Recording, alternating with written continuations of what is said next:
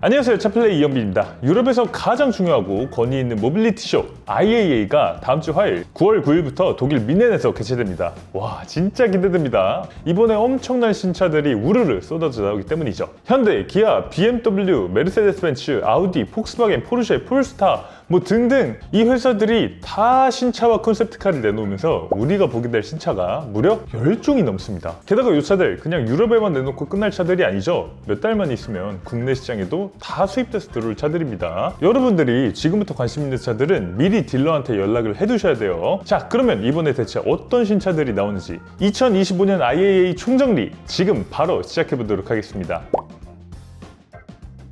현대차는 아이오닉 3 콘셉트카를 세계 최초로 공개합니다. 이름이 아이오닉 2냐 아이오닉 3냐 그동안 뭐 제대로 알려진 바가 없다 보니까 사실 많은 매체들에서 이 차를 아이오닉 2라고 했다가 3라고 했다가 좀 혼선 아닌 혼선이 좀 있었는데 결국은 현대차에서 이 콘셉트카 이름을 3라고 지면서 이 차의 양산차 버전 이름이 아이오닉 3가 될 걸로 거의 확정을 땅땅땅 지어줬습니다. 물론 또 모르죠. 아이오닉 9은 7 컨셉트라고 이름을 지어놓고 아이오닉 9으로 최종 양산을 했으니까 이 최종 양산 단계에서 또 이름이 바뀔 수 있겠지만 일단 지금 단계에서는 아이오닉 3라는 이름이 이렇게 보이네요. 자, 아이오닉 3 이름에서부터 알 수 있듯이 지금 현대차 아이오닉 시리즈 중에서는 가장 작은 차가 될 걸로 보입니다. 전장은 딱 4m 정도. 이 캐스퍼 일렉트릭보다는 조금 더 큰데 그래도 코나보다는 작은 아마 지금 나와 있는 현대차 중에서는 이 베뉴 정도 크기가 되는 전기차로 나올 걸로 예상됩니다. 우리나라에서는 요 급의 자동차 인기가 완전히 팍 사그라들었지만 유럽에선 다릅니다. 유럽은 요 B 세그먼트 자동차가 인기가 제일 많아요. 작년에 유럽 전체 판매량을 봐도 1위가 다치아 산데로, 2위가 르노 클리오입니다. 이 차의 길이가 4m가 조금 넘는 딱 아이오닉 3 정도 크기의 자동차들이죠. 딱 이 사이즈의 차들이 가장 인기가 많은 시장이 바로 유럽입니다. 그러다 보니까 유럽 시장에서는 아니 지금 전기차들 왜 이렇게 커? 아이오닉 5, 아이오닉 6도 너무 큰데 여기에 더 큰 아이오닉 9을 냈나? 아유, 그거는 미국에나 파시고요. 저희는 그런 차 못합니다. 저희 유럽 사람들 입맛에 맞는 작고 저렴한 그런 소형 전기차 내놔주세요! 라는 요구가 계속해서 나오게 됐고요. 그 결과 현대차도 이 아이오닉 3라는 소형 전기차를 기획해서 내놓게 된 겁니다. 자, 아무튼 아이오닉 3 지금 티저 이미지도 공개했는데요. 전면 이렇고 후면 측후면은 이렇게 생겼습니다. 스케치를 보면 이런 느낌. 야, 약간 기대가 좀 팍 찍는 그런 느낌은 좀 드네요. 약간 아이오닉 6의 소형 해치백 버전 같은 느낌이 듭니다. 일단 디자인을 좀 자세히 보면요. 일단 전면에서 이런 일자 램프가 적용되어 있습니다. 사진이 이쪽에서 뚝 잘려 있어서 소나타나 그랜저 같은 그런 자동차들처럼 이 램프가 전면을 쭉 가로지르는 그런 일자 램프가 될지 아니면 지금 아이오닉 6 페이스리프트처럼 이게 중간은 연결이 되지 않고 좌우로 일자 램프가 나눠져 있는 형태일지는 아직은 알 수 없지만요. 어쨌든 지금 공개된 사진 느낌을 봤을 때는 현대차의 그 일자 램프 디자인이 적용된 걸로 예상됩니다. 사실 저는 이 일자 램프 디자인이 그렇게까지 뭐 좋다고 생각하지 않습니다. 왜냐면 이게 현대차만의 개성이라고 하기에는 요즘 뭐 모델 Y도 그렇고 중국차 회사들 뭐 리오토나 샤오펑 뭐 이런 회사들도 다 일자 램프를 써서 이게 오히려 몰개성으로 느껴지기도 하거든요. 어쨌든 이 아이오닉 3는 작은 자동차잖아요. 여기에 램프가 앞뒤로 쫙 일자로 지나가는 디자인을 하면 확실히 차가 급에 비해서 더 넓어 보이는 효과를 주니까 그런 디자인적인 효과를 준다는 점에서는 장점이 있다고 생각됩니다. 자, 그리고 램프 아래쪽에는 이런 사각형 픽셀 디자인이 적용돼 있습니다. 이 현대차 전기차의 상징과도 같은 이 파라메트릭 픽셀 디자인이 여기 그릴과 범퍼 부분에도 적용된 걸 볼 수 있네요. 이게 작은 사각형 픽셀들이고 그리고 이 그릴 전체를 쫙 덮는 이런 디자인이라면 아마 이게 디자인적인 역할만 할 것 같진 않고요. 헬로우 웰컴 뭐 이런 글자를 써준다거나 뭐 하다못해서 도형을 이런 식으로 보여준다거나 등등 이 차량 외부와 커뮤니케이션 할 수 있는 램프로서 기능을 할 걸로 예상되기도 합니다. 자, 아이오닉 3 후면도 보면요. 일단 라인이 쿠페형으로 이렇게 부드럽게 떨어집니다. 그리고 아래쪽에는 독특한 스포일러가 장착돼 있어요. 이렇게 생긴 덕테일 스포일러가 장착돼 있습니다. 잠깐만, 이것도 아이오닉 6가 살짝 연상되는데요. 특히 이번에 이 페이스리프트한 아이오닉 6의 후면 스포일러 형상을 보면 요거네요. 와, 진짜 잘 맞죠? 이 전체적인 실루엣도 그렇고 이런 덕테일 스포일러까지 여러 가지 부분에서 봤을 때 이 아이오닉 3 컨셉트는 아이오닉 6의 소형 해치백 버전처럼 느껴지기도 하네요. 괜찮은 건가요? 아이오닉 6가 디자인이 그렇게까지 좋은 평가를 받았나 라고 생각해보면 저는 그건 아닌 것 같거든요. 지금 판매량이 국내 같은 경우를 보면 월 평균으로 나눠보면 한 달에 413대 정도를 판 겁니다. 진짜 아이오닉 6는 인기가 없어도 너무 없는 거죠. 현대차 전체에서 아이오닉 6보다 안 팔리는 차는 베뉴, 코나 일렉트릭, 넥소 이렇게 세 대뿐이니까 확실히 사람들이 디자인에 대해서 그렇게까지 좋은 평가를 하는 차는 아닌 것 같거든요. 사실 왜냐면 스펙을 따져놓고 보면 좋아요. 출력이면 출력, 전비면 전비, 뭐 주행거리면 주행거리 뭐 다 훌륭한 차인데 대체 왜 이렇게 안 팔리는 건가? 그 이유는 역시 디자인 때문인 것 같거든요, 저는. 그래서 이렇게 소비자들의 외면을 받는 디자인을 꼭 아이오닉 3에다가 적용을 시켜야 되는 건지 저는 잘 모르겠습니다. 실제로 콘셉트카가 완전히 공개되고 나서 다시 한번 어떤 느낌인지 봐야 될 것 같아요. 자, 아이오닉 3 디자인은 이렇고요. 이 차가 어떤 성능을 갖추고 나오게 될지 살펴보면요. 일단 기본적으로 400V 시스템을 적용한 전륜구동용 EGMP 플랫폼을 적용할 거라고 합니다. 배터리 같은 경우는 대용량 NCM 배터리 그리고 비교적 적은 용량의 LFP 배터리 옵션이 제공된다고 합니다. 이 아이오닉 3에서 가장 중요한 건 저렴한 가격이잖아요. 사람들이 누구나 쉽게 접근 가능한 그런 전기차로 만들어져야 되기 때문에 배터리도 저렴한 이 LFP 옵션이 제공된다는 거죠. 저는 작고 저렴한 차에 LFP는 완전 찬성입니다. 자, 그래서 가격은 얼마로 나올까요? 아이오닉 3잖아요. 그냥 아무 의미 없이 이 숫자 3를 붙이는 게 아니겠죠. 3만 유로 시작이라서 3인 겁니다. 아, 진짜로. 아이오닉 5는 유럽에서 5만 유로대예요. 자, 그래서 아이오닉 3 3만 유로 시작이면 우리 돈으로 지금 4,800만 원이 넘네요. 뭐야, 그렇게 저렴하지도 않네? 라고 생각하기에는 사실 지금 유로가 지금 3년 내에 최고가입니다. 그래서 단순히 이렇게 환율로 계산하면 너무 터무니없이 비싸게 이 금액이 나오는 것 같고요. 아마 유럽 사람들이 느끼기에는 대략 3천만 원대 전기차로 느낄 수 있도록 그 정도의 가격으로 유럽 시장에 출시될 것 같습니다. 생산은 현대차 튀르키예 이즈미트 공장에서 한다고 하고요. 현대차 유럽 전략형 소형차를 전문으로 생산하는 공장이죠. 내년 3분기에 본격 출시 및 판매가 예정돼 있다고 합니다. 국내 출시는 솔직히 당장은 어렵습니다. 무엇보다 지금 유럽 생산 현대차이기 때문에 이 노조와의 협약 문제로 국내에 이걸 갖고 들여올 수가 없어요. 그렇다고 해서 가능성이 아예 없는 건 아니죠. 지금 소나타 택시 같은 경우도 중국에서 생산해서 국내로 그냥 갖고 들어오고 있습니다. 무엇보다 이 국내 소비자들이 진짜로 이 차를 한국에 내놔달라고 적극적으로 얘기를 한다면 이 차 국내에서 생산을 해서라도 출시를 해야 되겠죠. 이 아이오닉 3 사회 초년생들이나 청년층에게 꼭 필요한 전기차라고 생각이 되기도 하는데 이거 국내에도 꼭 좀 출시가 됐으면 좋겠습니다. 네, 기아는 EV2 컨셉트카를 공개합니다. EV2는 사실 올해 이미 공개가 됐던 차죠. 이렇게 생긴 차입니다. 앞서 말씀드린 이 현대차 아이오닉 3와 형제차예요. 그래서 전장이 4m 정도 되는 B 세그먼트 소형 SUV라고 할 수 있습니다. 기아는 아시다시피 컨셉트카와 실제 양산차의 디자인 차이가 그다지 크지 않습니다. 그러니까 사실은 양산차를 다 만들어 놓고 요거를 컨셉트카로 만드는 겁니다. 컨셉트카를 먼저 쇼에 내보내서 이 사람들이 이 차의 디자인에 대해서 충분히 익숙해지게 만든 다음에 실제로 팔 양산차 로 만들어서 내놓으면 이 새로운 디자인에 대해서 사람들의 충격이 좀 덜하고 이 거리낌이 없어지니까 조금 더 쉽게 차를 팔 수 있다는 그런 전략입니다. 그래서 EV3, EV4도 EV데이에서 공개했던 콘셉트카가 이렇게 생겼었고 실제로 지금 나온 차를 봐도 이렇게 생겼습니다. 외관 디자인은 거의 그대로 나왔다고 봐도 무방하죠. 자, 아무튼 그래서 기아 EV2도 지금 컨셉트카와 실제 양산차의 디자인이 그렇게까지 크지는 않을 걸로 생각됩니다. 일단 전체적인 디자인을 놓고 보면 EV9이나 EV3에서 봤던 것과 유사한 이런 박시한 실루엣을 갖추고 있고요.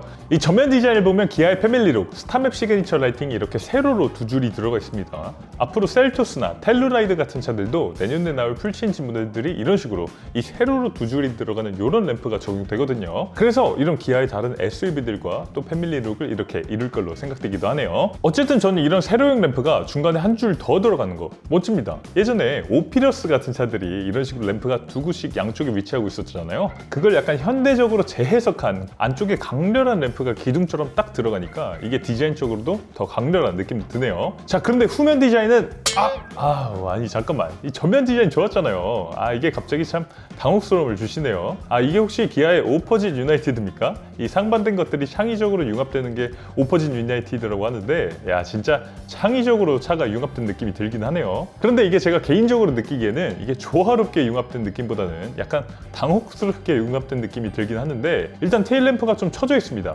그냥 EV3나 EV9처럼 이 트렁크 유리 쪽부터 해서 들어가 있는 그런 부메랑 형태의 테일램프가 적용돼도 무난하니 좋았을 것 같은데, 이게 지금 뒤쪽 클레딩에서 이어진 형태로 테일램프가 디자인되어 있다 보니까 새로움으로 느껴지네요. 자, EV2 콘셉트 실내도 공개됐는데요. 실내는 외관에 비하면 아직 한참 컨셉트합니다. 이대로 양산까지 이어질 만한 부분이 그렇게 많이 보이진 않아요. 그런데 디스플레이 같은 부분을 보면 익숙한 디스플레이가 적용돼 있죠. 좌우로 길쭉한 계기판 인포테인먼트 일체형 디스플레이가 적용돼 있습니다.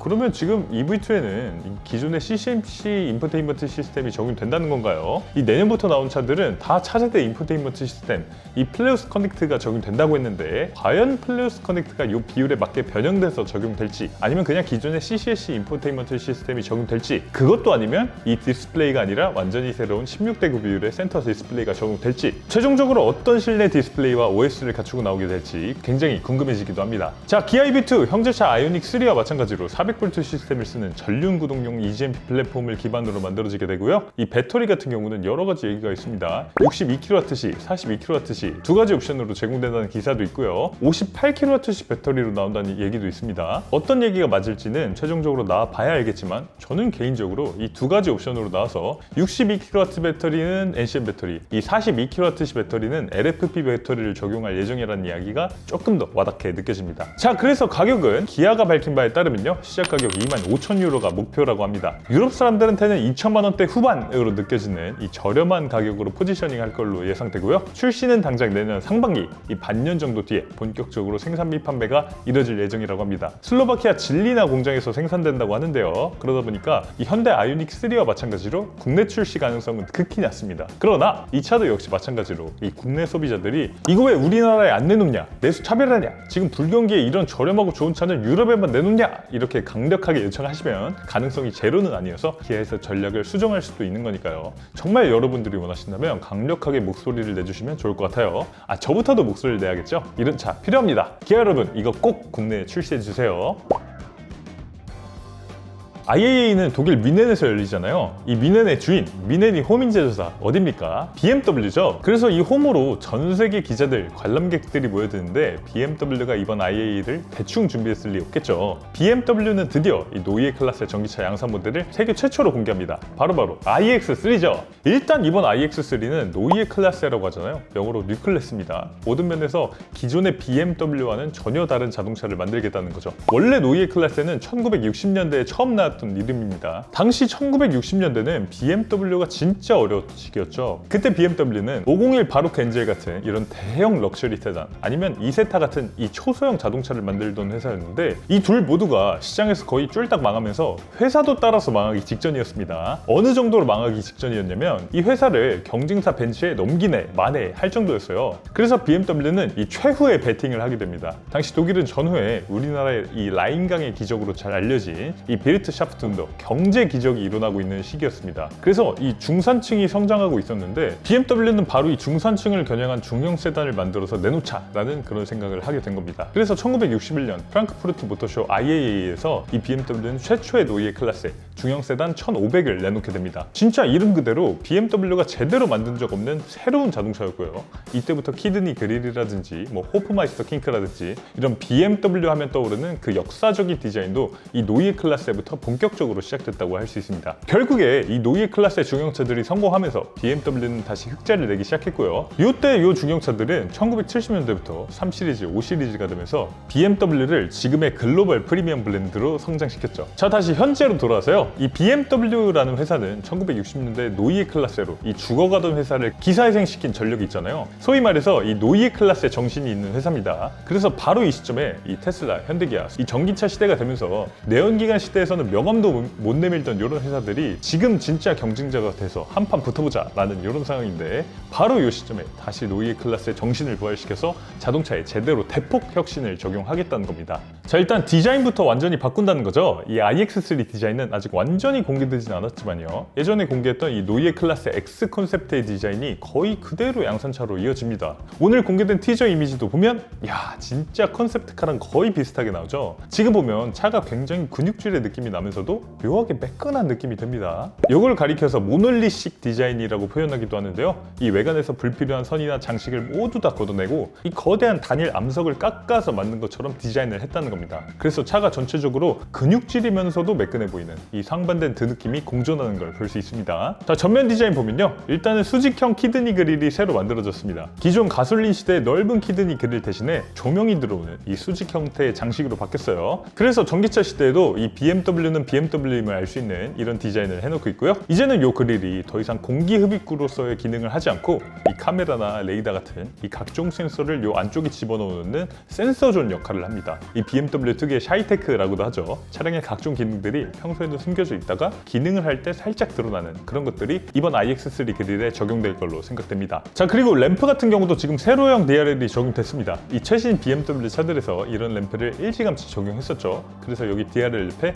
헤드램프도 마찬가지로 세로로 얄쌍하게 적용될 걸로 예상됩니다. 그리고 여기 키드니 그릴과 헤드램프 사이 부분도 이렇게 아스라히 조명이 들어오는 것처럼 보이는데 이 부분 조명은 또 입체적으로 들어오는 것처럼 보여서 최종적으로 나오면 어떤 모습일지 굉장히 궁금하기도 하네요. 자, iX3 측면 디자인은 아직 티저나 이런 걸로 공개되지는 않았습니다만 그럼에도 저희가 노이에 클래스 X 콘셉트를 통해서 미리 유추해보면요, 이 측면을 가로지르던 그런 복잡한 캐릭터 라인이 거의 사라집니다. 대신에 매끈하고 넓은 면과 최소한의 선으로 이 차체의 볼륨감 그리고 근육질 형태를 강조하는 그런 측면 디자인이 적용됐습니다. 그리고 측면에서 BMW 특유의 호프마이스터 킹크도 재해석됩니다. 이제는 크롬 장식이나 이런 거 말고 이 보는 각도에 따라서 투명도가 변하는 반사 프린트 방식으로 호프마이스터 킹크가 적용됩니다. 그래서 그 전통 있는 디자인을 첨단으로 재해석했다라는 게 느껴지고요. 이 도어 핸들 같은 경우도 지금 윈도우 라인에 통합됐어요. 이런 식으로 우리가 포드나 링컨 차들에서 봤던 것처럼 여기를 이렇게 잡아당겨서 여는 형태예요. 그래서 도어 디자인이 한층 더 매끈해 보이도록 만들고 있네요. 자, 후면 디자인도 마찬가지로 노이에 클래스 X 컨셉트를 기반으로 예상을 해보자면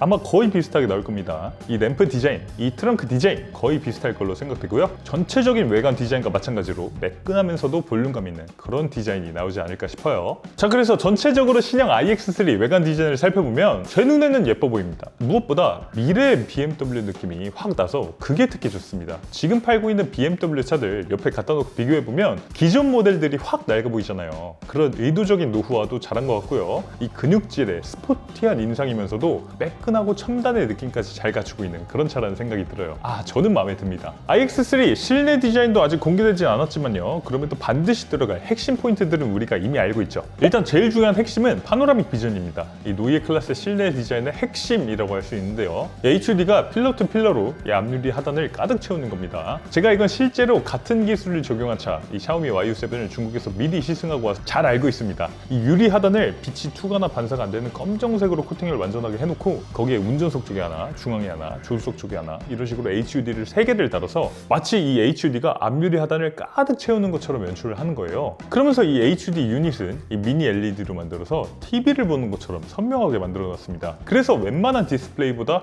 더 부드럽고 더 선명해요. 그래서 이게 일단 멋지기도 되게 멋지지만 운전할 때도 굉장히 도움이 됩니다. 운전자가 전방을 주시하다가 시선을 아래로 이렇게 내릴 필요 없이 앞에 떠있는 속도, 내비게이션 뭐 등등 핵심 정보를 여기서 다 확인할 수 있는 거예요. 야, 이거 진짜 좋습니다. 실내 분위기가 한층 하이테크 느낌이 들면서도 고급져 보여요. 자, 그런데 BMW 파노라믹 비전은 이 샤오미의 한술 더 떠서 파노라믹 HUD 위에 HUD를 하나 더 장착해놨습니다. 그래서 여기서 증강현실 내비게이션을 또 볼 수 있도록 만들어놨어요. 야, 역시 중국차에 질 수 없죠, BMW가. 자, 그래서 이런 파노라믹 비전, 이번 신형 iX3를 포함한 앞으로의 BMW 자동차들에서 모두 볼 수 있게 되고요. 센터 디스플레이도 이런 식으로 살짝 왼쪽으로 기울어진 이런 사다리꼴 형태의 16:9 비율의 센터 디스플레이가 적용됩니다. 아니, 왜 굳이 직사각형 형태가 아니라 사다리꼴 형태의 디스플레이를 적용했나? 이 인터페이스를 개발한 크리스티안 바우어 디자인 총괄에 따르면요, 이 반듯한 직사각형은 깔끔해 보이기는 한데 너무 지루해 보일 수 있다는 겁니다. 그래서 디스플레이를 이렇게 사다리꼴 형태로 제작하면 훨씬 더 역동적인 느낌이 들고 이 속도와 움직임을 느낄 수 있다고 해요. 이 BMW는 절대 지루한 브랜드가 돼서는 안 되기 때문에 이 디스플레이를 이런 식으로 만들어서 넣었다는 겁니다. 저는 개인적으로 이런 형태 좋습니다. 진짜 디자이너가 의도한 대로 지루한 느낌이 들지 않는 것 같고요. 또 무엇보다 이런 사다리꼴 형태로 디스플레이를 만들려면 OLED 디스플레이여야 되잖아요. 이거 어디서 만들죠? 이거 삼성 디스플레이에서 만들어서 BMW에 탑재하는 겁니다. 그래서 이 디스플레이의 품질이나 선명도나 이런 부분들이 기능들이 굉장히 뛰어날 거라는 점에서 또 기대도 되네요. 자, 그러면서 이제는 BMW의 상징 중에 하나였던 이 iDrive 다이얼, 이 동그란 다이얼로 디스플레이 터치 없이도 다 조작을 할 수 있었던 이 다이얼은 이제 사라진다고 하고요. 앞으로 모든 조작은 터치 혹은 음성 명령으로 이루어지게 된다고 합니다. 수준 높은 AI 어시스턴트가 적용된다고 하는데, 야, 이거 우리나라에 들어올 때 한국어 패치를 열심히 해주셔야겠습니다. 자, 실내 디자인은 이 정도 살펴보도록 하고요. 이 새로운 iX3는 완전히 새로운 노이에 클래스의 플랫폼을 이용해서 만들어지게 됩니다. 기존 BMW 전기차들은 클럽 플랫폼이라고 하는 이 내연기관 전기차 겸용 플랫폼을 이용해서 만들어진 차들이었는데, 이제 노이에 클래스의 플랫폼은 전기차를 위해서 개발된 완전히 새로운 플랫폼입니다. 그래서 기존 대비해서 모든 면이 새로워지고 좋아졌죠. 기본적으로 800V 고전압 시스템이 적용됩니다. 그래서 기존 400V 시스템 대비해서 훨씬 더 빠른 그런 급속 충전이 가능해지겠죠. BMW에 따르면 급속 충전 속도가 기존 대비 30% 향상된다고 합니다. 배터리도 새로워집니다. 이제는 테슬라처럼 원통형 배터리가 탑재돼요. 다만 테슬라와는 스펙이 좀 다릅니다. iX 같은 SUV에는 46120이라는 지름 46mm에 높이 120mm 원통형 배터리 셀이 들어가고요.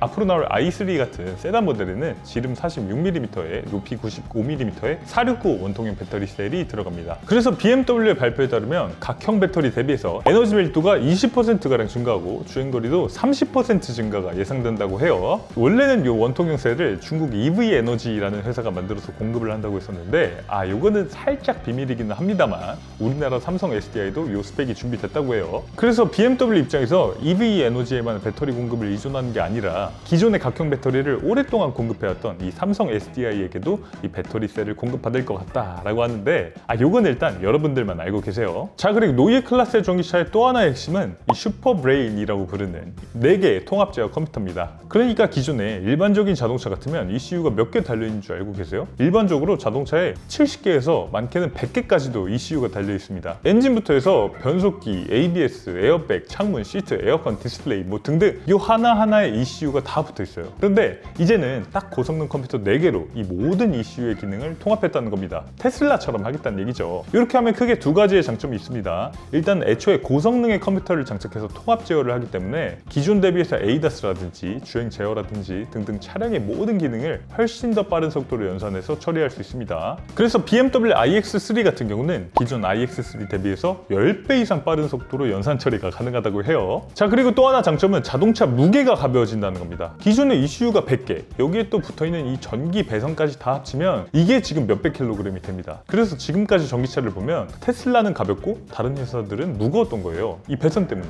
그런데 이제는 BMW도 이걸 다 걷어내고 이 컴퓨터 딱 4개만 탑재한다고 하니까 드디어 이제 진짜 BMW다운 전기차, 가볍고 경쾌한 그런 전기차가 나올 수 있을 겁니다. 자, BMW iX3 이번 IAA에서 최초 공개하고요. 헝가리 데브레첸 공장에서 당장 올해 안에 생산을 시작한다고 합니다. 그래서 본격적인 인도도 올해 말부터 내년 초에 이루어질 거라고 하는데요. 우리나라는 이 BMW에서 차를 가장 빨리 내놓는 시장 중에 하나입니다. 그래서 아마 우리나라도 늦어도 내년 초에는 완전히 새로워진 iX3를 만나볼 수 있을 것 같네요. 빨리 시승해보고 싶습니다.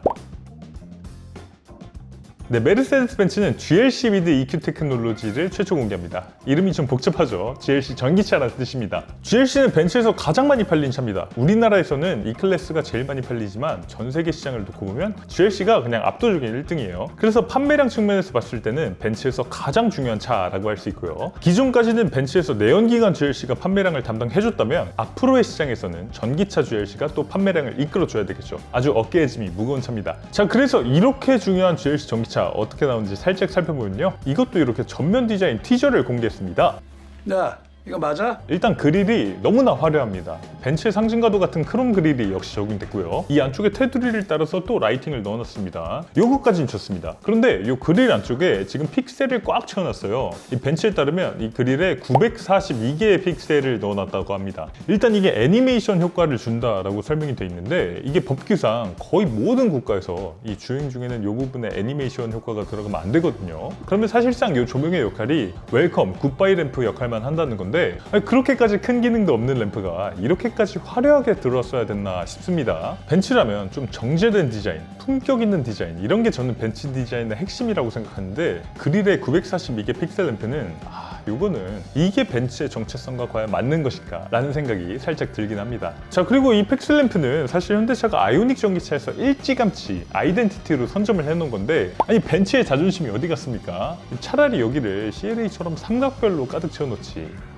아무튼 여러모로 아쉽습니다. 자, 그릴의 중앙 삼각별에도 또 램프가 들어온다고 하고요. 그래서 이게 뭐 좋은 디자인인지는 잘 모르겠지만 저희가 봤던 모든 벤츠 모델 중에서 가장 화려한 자동차로 나오게 될 것만큼은 분명해 보입니다. 자, 디자인은 차가 조금 더 공개되고 나서 더 자세히 살펴보도록 하고요. 이 GLC 전기차에는 완전히 새로운 전기차 플랫폼 MB-EA도 적용됩니다. 800V 고전압 시스템 적용되고요. 차세대 모터, 차세대 배터리도 적용되죠. 이 벤츠는 앞으로 남들이 하지 않는 코인셀이라는 걸 자체 개발해서 적용할 거라고 해요. 여러분도 잘 알고 계신 이 동전 배터리를 전기차 배터리로 만들어서 넣겠다는 건데 굉장히 독특하고 새로운 시도로 느껴집니다. 어떤 성능을 갖추고 나오게 될지 기대되고요. 이 MB.OS라는 벤츠가 자체 개발한 OS도 이번 GLC 전기차에 적용됩니다. 이 MB.OS는 엔비디아의 오린 칩을 기반으로 하는데요. 이거 성능이 무려 254토스입니다. 초당 254조 회 연산이 가능할 정도로 고성능의 칩이고요. 그러다 보니까 무엇보다 ADAS 성능이 대폭 향상됐을 걸로 예상됩니다. 완전 핸즈프리, 이 레벨 3 수준의 자율주행이 지원될 거라고 하고요. 시속 130km까지 완전히 손을 놓고 주행하는 게 목표라고 합니다. 자, 그리고 이제는 고성능 중앙 컴퓨터가 적용됐으니까 기존의 에어컨, 시트, 창문, 조명 등등 각각의 ECU가 처리하던 일들을 앞으로는 MB.OS 하나가 다 처리를 하게 되고요. 신속, 명확, 정확하게, 그리고 무게는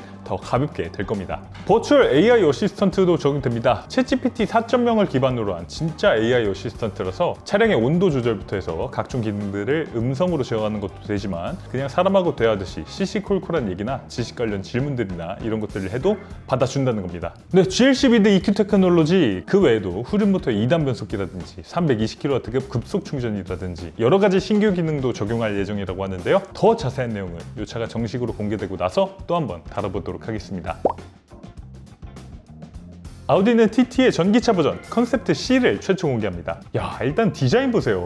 와, 진짜 이쁩니다. 이 아우디의 새로운 디자이너 마시모 프라스켈라가 선보이는 첫 번째 차예요. 이분은 원래 제규어 랜드로버에 계시던 분인데 지금 신형 디펜더랑 레인지로버를 디자인한 분입니다. 그래서 이분이 디자인을 해서 그런지 이 디자인이 군더더기 없이 깔끔하면서도 이 역동적인 느낌은 또 역동적인 느낌대로 잘 살려놓고 있네요. 아우디의 새로운 디자인 철학이 이 차부터 시작된다고 합니다. Radical Simplicity, 이 급진적인 단순함을 새로운 디자인 언어로 삼겠다고 하는데요. 기능적으로 불필요한 모든 요소는 다 제거하고 기능이라는 본질에 집중한다는 겁니다. 독일의 형태는 기능을 따른다라는 바우하우스 정신을 되살리겠다라는 걸로 느껴지기도 하네요. 크기는 길이 4520mm, 너비 1970mm, 높이 1285mm. 이 전체적인 크기를 놓고 보면 TT 후속이라고 하기에는 R8보다도 크기가 더 큽니다. 그러면서 무게는 1690kg. 이 전기차라는 걸 감안하면 엄청나게 가볍죠. 물론 양산차가 나와봐야 알겠지만 지금 이런 식으로 스펙을 구체적으로 제시하는 걸 보면 이게 단순한 컨셉트카가 아니라 진짜 양산을 예고하는 그런 차라는 것도 알 수 있어요. 자, 일단 아우디의 전통적인 이 싱글 프레임 그릴을 재해석한 좁고 수직형의 직사각형 그릴이 눈에 띕니다. 이 1930년대 아우디에 아우토 유니온 타입 C라는 이런 레이스카가 있었는데 여기서 영감을 얻었다고 하죠. 요즘 싱글 프레임은 너무 커지고 너무 화려해졌는데 이때 이 1930년대의 순수한 그 형태의 그릴로 다시 돌아가겠다는 겁니다. 이 그릴에 지금 보면 센서도 이렇게 숨겨놨거든요. 그래서 이 그릴이 그냥 장식이 아니라 진짜 기능을 하는 그릴로서 역할을 하겠다는 거죠. 이런 부분에서도 이 아우디의 새로운 디자인 철학이 확실히 느껴집니다. 자, 그리고 아우디는 역시 조명회사. 야, 이 헤드라이트랑 리어라이트에 이런 수직형 디자인 요소가 배치된 새로운 라이트 시그니처가 도입됐습니다. 진짜 조명 하나는 아우디가 최고입니다. 이 같은 웰컴 라이트, 같은 다이내믹 라이트라도 확실히 아우디가 하면 뭔가 달라요. 이 조명을 어떻게 써야 멋있는지를 아는 그런 느낌입니다. 측면 디자인도 멋집니다. 지금 보면 6스포크 휠이 지금 적용됐는데 이게 제 첫 번째 드림카였던 이 1세대 아우디 TT가 6스포크 휠로 나왔었거든요. 그래서 이걸 보자마자 아, 이게 그 1세대 헤리티지를 이어가는 거네 라는 생각이 딱 드는, 이 TT 좋아하셨던 분들은 그냥 그때의 향수가 싹 스쳐 지나가는 그런 휠이 적용이 되어 있습니다. 자, 그리고 이 차는 지금 컨버터블입니다. 그런데 요즘 진짜 쉽게 볼 수 없는 거의 멸종되다시피 한 그런 하드톱 루프가 다시 돌아왔어요. 와, 진짜 멋집니다. 사실 소프트톱보다 하드톱이 훨씬 더 멋지죠. 왜냐면 이게 닫혀있을 때는 이 차체의 라인이 훨씬 더 이렇게 쿠페처럼 강조가 되니까 소프트톱보다 디자인적으로 완성도가 더 뛰어난 게 바로 이 하드톱이라고 할 수 있는데 정말 오랜만에 보는 하드톱. 야, 야 진짜 반갑기도 하네요. 투피스 리트랙터블 하드톱 루프가 적용됐습니다. 그래서 이렇게 두 부분으로 나뉘어져서 열리고 닫히는 이런 포르쉐 911 타르가 스타일이고요. 아우디 브랜드에서는 최초로 이런 기술이 적용됐습니다. 야 진짜 두말할 필요 없이 멋집니다. 네, 실내도 멋진데요. 운전할 때 필요한 계기판을 빼고는 대시보드의 모든 것들이 다 사라졌습니다. 10.4인치 중앙 스크린은 있는데 이게 필요할 때만 이렇게 나타나요. 요즘 뭐 디스플레이가 너무 많고 너무 크고 뭐 그게 유행이라고는 하지만 뭔가 좀 디지털 과부하가 좀 걸리는 그런 느낌도 있었는데 저는 이런 아우디의 아이디어도 좋습니다. 필요할 때만 꺼내서 보는 것도 좋죠. 자, 그래서 아우디 컨셉트 C, 이 포르쉐 718 박스터 카이맨 EV와 마찬가지로 PPE 플랫폼을 이용해서 만들어진다고 하고요. 이번에 공개된 컨셉트카는 후륜구동 싱글모터 사양인데 아우디답게 타륜구동 쿼트로도 제공되겠죠. 양산 버전에 더 가까워지면 자세한 정보들도 더 알 수 있을 것 같아요. 이 차 이름은 그러면 TT e-tron? 아니면 RAD e-tron? 야, 그런 전설적인 이름을 이어가도 저는 좋을 것 같은데 아우디 CEO에 따르면 이 차의 양산 버전에는 완전히 새로운 이름이 부여될 거라고 합니다. 2027년에 실제로 양산될 거라고 하는데 야 진짜 기다려집니다. 저는 이거는 무조건 사야겠어요. 전기차가 이렇게 뻔하고 쿨하고 섹시할 수 있다니 아 진짜 놀랍습니다. 저는 앞으로 이것만 기다리겠습니다. 네, 폭스바겐은 이번 IAA에서 이 신형 T-Roc과 T-Cross급 소형 전기 SUV를 공개합니다. 신형 T-Roc은 이번에 풀체인지된 2세대 모델인데요. 이렇게 생겼습니다. 디자인이 훨씬 젊어졌죠. 셀토스보다 살짝 작은 이 4373mm의 전장을 갖춘 소형 SUV로 나왔고요. 실내 디자인도 요즘 폭스바겐의 최신 인테리어와 비슷해졌습니다. 엔진은 1.5L 가솔린 마일드 하이브리드, 2L 가솔린 이렇게 두 가지로 나왔고요. 내년에는 풀 하이브리드 모델도 출시된다고 합니다. 괜찮은데요? 저는 가격만 저렴하게 잘 나온다면 이거 국내에서도 꽤 찾으시는 분들이 계실 것 같은데 이게 가격이 지난 1세대 모델도 2021년에 국내 출시했을 때 시작 가격이 3,500만 원 넘고 상위 트림은 4천만 원이 넘었어요. 아마 이번 2세대 모델도 국내에 출시된다면 이것보다 살짝씩 높은 가격이 될 텐데 이 가격이면 그냥 굳이 T-Roc을 아마 다들 그냥 EV3 사실 것 같고요. 폭스바겐 브랜드에도 지금 ID4 할인 잘 받으면 이 4천만 원 중반대에 살 수 있는데 굳이 T-Roc을 찾으실 분이 계실까? 그래서 아마도 이 가격적인 문제 때문에 국내 출시는 좀 어려울 것 같습니다. 자, 그런데 이번 IAA 폭스바겐의 진짜 주인공은 T-Roc이 아니죠. 이 T-Cross급 소형 전기 SUV 컨셉트카입니다. T-Cross급이니까 전장은 대략 4m가 살짝 넘는 정도. 현대 아이오닉 3나 기아 EV2와 딱 경쟁할 정도의 그런 차라고 보시면 될 것 같고요. 이름은 아직 발표되지 않았지만 많은 매체들이 ID2X가 정식 이름이 될 걸로 예상하고 있어요. 이 폭스바겐 디자인 총괄 안드레아스 민트에 따르면요, 기존 ID 패밀리의 이 둥글둥글한 모습에서 벗어나서 이 폭스바겐의 전통적인 베스트셀러 이 골프와 폴로의 디자인 유산을 계승한다고 합니다. 세 가지 디자인 특징이 있는데요. 안전성, 호감도, 열정 이 세 가지가 느껴지는 디자인을 할 거라고 해요. 지금 스케치만 봐도 확실히 그런 당당함이 느껴집니다. 기본적으로 각지고 수직적인 느낌들이 많이 강조가 돼 있고요. 앞으로 쏟아져 나올 이 수많은 화려한 전기차 사이에서도 이 폭스바겐의 디자인 헤리티지가 딱 느껴지도록 그렇게 디자인해 놓은 걸 볼 수 있네요. 실내에서도 중요한 변화가 예고됐는데요. 바로 물리 버튼의 복귀입니다. 이 폭스바겐은 테슬라식 16:9 비율 디스플레이를 일찌감치 받아들인 회사 중에 하나였죠. 이 ID4부터 해서 터치 디스플레이로 모든 걸 조작하도록 했는데 이게 참 잘 만들었어야 되는데 이 처음 만들다 보니까 직관적이지 못하다는 이유로 이 사용성 측면에서 혹평을 받았었죠. 그래서 폭스바겐은 다시 스티어링 휠 버튼과 이 공조장치 제어 버튼을 물리 버튼으로 복귀시킨다고 합니다. 일단 환영입니다. 디스플레이도 크고 물리 버튼도 있으면 좋죠. 물론 여기서 샤오미나 앞으로의 현대차처럼 이 플러그 앤 플레이 방식으로 원하는 사람들이 알아서 원하는 물리 버튼을 꽂아서 사용할 수 있도록 하면 더 좋았을 것 같긴 해요. 만드는 입장에서도 돈도 덜 들고 좋았을 텐데 말이죠. 폭스바겐 ID2X 아직 많은 정보가 공개되진 않았습니다. 아직 컨셉트카 단계고요. 이 차도 실제로 공개되고 나서 조금 더 자세한 정보들이 나오면 꼼꼼하게 정리해서 말씀드려보도록 하겠습니다. 포르쉐 카이엔 전기차 카이엔 일렉트릭도 이번 IAA에 살짝 볼 수 있습니다. 왜 살짝이라고 말씀드렸냐면 이게 언베일링을 하는 게 아니고 위장막을 씌운 상태인 이 프로토타입 모델을 공개하기 때문이에요. 올해 구드드 페스티벌에서 이미 주행하는 모습을 살짝 보여주기도 했는데 이런 느낌입니다. 영국의 쉘셀리 월시라는 이 힐클라임 대회에 출전해서 SUV 신기록을 세우기도 했다고 하죠. 물론 포르쉐가 이 마칸 일렉트릭 같은 그런 차를 내놓으면서 내연기관 시절만큼의 감동이 없네 라고는 하지만 저는 카이엔 일렉트릭은 기대됩니다. 왜냐면 여기 여기에 이제 가상 엔진 사운드가 들어온다고 해요. 이 V8 기반의 가상 사운드가 들어간다고 하고요. 이 사운드에 맞춰서 가상 변속 기능도 들어간다고 해요. 이건 아이오닉 5N? 야, N은 대체 얼마나 앞서간 겁니까? 사실 이런 것들은 이 드라이빙의 즐거움을 강조하는 독일차 회사들에서 먼저 했어야 되는 거죠. 포르쉐도 아차 싶었을 겁니다. 이걸 현대가 선수치네. 좀 짜증나겠지만 어쩌겠어요. 이렇게 스포티한 감성을 한층 높여줄 수 있는 이런 기능이 있다면 조금 늦었더라도 빨리 적용해야죠. 이 포르쉐만의 8기통 사운드, 또 PDK의 그런 변속 느낌, 이런 것들이 또 구현돼 있을 테니까 포르쉐의 가상 사운드, 가상 변속도 어떤 느낌일지 굉장히 궁금해집니다. 네, 폴스타 최초의 전기 세단, 이 일반적인 세단이라기보다는 GT카에 좀 더 가까운 폴스타5도 이번 IAA에 데뷔합니다. 포르쉐 타이칸이나 아우디 이트론 GT나 테슬라 모델 S나 고성능 고급 전기 GT카들하고 경쟁하는 모델입니다. 디자인은 이미 거의 다 보여줬습니다. 재작년에 프리세트 콘셉트카가 이렇게 공개됐는데 이 디자인을 거의 그대로 갖고 나올 게 분명해 보이죠. 야, 진짜 디자인 하나는 여기서 흠잡을 게 있나 싶습니다. 이게 디자인 될 때까지만 해도 이 폴스타 CEO가 토마스 잉엘라트였죠. 디자이너가 CEO였습니다. 그러다 보니까 무엇보다 이 세련된 디자인을 가장 중요한 포인트로 삼고 차를 개발했던 것 같아요. 전체적으로 낮고 넓으면서도 길게 뻗은 차체, 그리고 매끈하게 떨어지는 이런 루프 라인을 가지고 있습니다. 진짜 전형적인 GT카의 황금 비율이죠. 공기 저항을 최소화하면서도 극도로 스포티하고 우아한 인상을 주고 있어요. 그러면서도 이 폴스타의 시그니처, 이 토르의 망치를 분리시킨 이런 형태의 헤드램프 갖추고 있고요. 테일램프도 수평을 가로지르는 이런 리어 라이트 바가 탑재되어 있습니다. 이 폴스타 고유의 디자인 언어가 적용돼서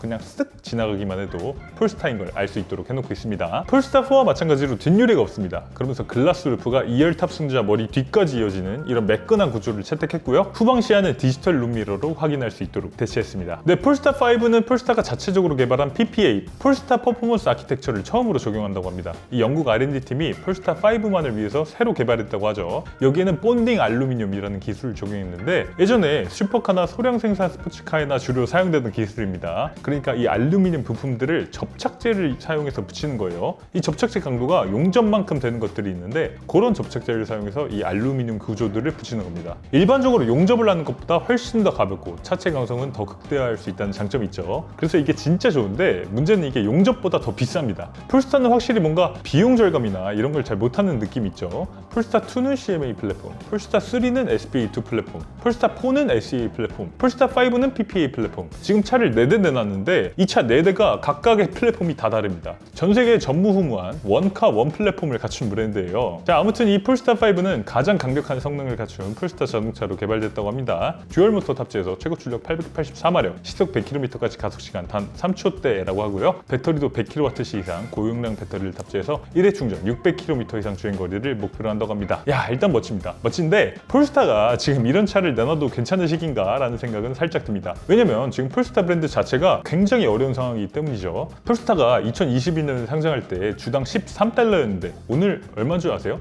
오늘 주가가 0.3달러 정도. 아이고, 한 주당 500원이 안 됩니다. 지금 상장 폐지가 되네 마네 하고 있는 상황이죠. 주가가 이렇게까지 떨어진 원인을 제가 감히 추측해 볼 수는 없지만 일단 판매량이 너무 저조한 게 주요 원인 중에 하나라는 생각이 듭니다. 이 폴스타 판매량을 보면요, 재작년에 전 세계에서 52,796대를 판매했고요, 작년에는 44,851대를 판매했어요. 판매량이 15% 오히려 줄었습니다. 중국에서 차를 만드는데 중국 시장에서는 이제 철수한다고 하죠. 왜 이렇게 안 팔립니까? 아무래도 지금 시장 상황에 딱 맞지 않는 차를 자꾸 내놓으니까 그런 게 아닐까 싶어요. 지금 시장은 작고 저렴한 전기차를 원하는 상황인데 폴스타는 최근에 내놓은 차가 폴스타3, 폴스타4 이런 중형 이상급 크기를 갖춘 비싼 SUV들입니다. 게다가 지금 IAA에 내놓는다는 폴스타5도 준대형 전기 세단이에요. 이건 진짜 소수를 위한 차죠. 물론 폴스타 브랜드가 뭐 대량으로 차를 파는 그런 메이커는 아니고 이 프리미엄 메이커를 지향한다고는 하지만 그래도 1년에 전 세계에 5만 대를 못 판다는 건 이 판매량이 저조해도 너무 저조한 수준입니다. 어느 정도냐면 지금 브랜드가 쫄딱 망해서 이제 사업을 뭐 접는다 만다 하는 인피니티 있잖아요. 그 인피니티가 1년에 지금 6만 대를 넘게 파는데 그것보다도 폴스타는 더 못 파는 겁니다. 그러다 보니까 이 지금 폴스타의 주가가 이렇게 나락으로 떨어진 것 같은데 이제는 이 위기를 타개하기 위해서 CEO도 이 전문 경유인 출신 마이클 로셀러라는 분으로 바꿨습니다. 물론 이분이 니콜라를 접고 오신 분이라 괜찮나 싶긴 하지만 이분이 앞으로 폴스타를 어떻게 바꾸게 될지도 굉장히 궁금해지기도 하네요. 근데 2025 IAA에 어떤 차들이 나오는지 핵심적인 차들 그리고 국내 출시가 유력한 차들을 위주로 좀 살펴봤는데요. 이외에도 뭐 스코다, 오페, 게다가 뭐 비아디, 아이토 같은 중국 차들까지 더 많은 차들이 이번 IAA에 공개될 예정이라고 합니다. 이번 IAA를 보면 전 세계 자동차 산업의 흐름이 보입니다. 첫째, 이 어포더블 EV, 보급형 전기차의 시대가 본격적으로 개막했습니다. 25,000유로에서 3만 유로 사이, 우리로 치면 이 3천만 원 초반대에서 가격이 시작되는 진짜 전기차 보급을 이끌어줄 작고 저렴한 전기차의 시대가 열렸고요. 둘째는 SDV, 이 소프트웨어 중심 자동차의 시대가 또 본격적으로 개막했습니다. 이제는 단순히 전기차 전용 플랫폼만 개발해서 탑재하는 게 아니라 여기에 중앙 집중형 컴퓨터, 강력한 OS까지 집어넣고 있죠. 이제 자동차 시대가 기존의 마력, 기계적 성능에서 컴퓨팅 파워와 사용자 경험으로 완전히 옮겨가고 있음을 보여주는 겁니다. 이제 다음 주 화요일 9월 9일부터 본격적으로 IAA가 개막하게 되는데요. 요때 실제로 공개된 차들 여러분들 끝까지 관심 가져주시고요. 오늘 영상도 유익하셨다면 구독과 좋아요 그리고 영상 아래 하이프 버튼까지 꼭 눌러주세요. 오늘 차플레이 여기서 인사드리겠습니다. 이영빈이었습니다. 감사합니다.